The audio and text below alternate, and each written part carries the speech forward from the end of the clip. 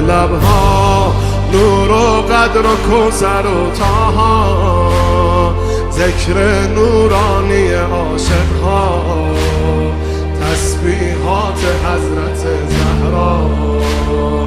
الله اکبر این همه جلال، الله اکبر این همه شکوه، الله اکبر در راه علی، فاطمه ایستاده مثل یک کوه.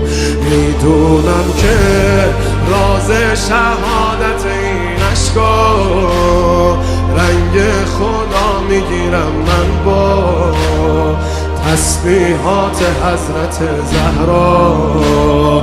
الحمدلله که نوکرتم، الحمدلله که مادرمی، الحمدلله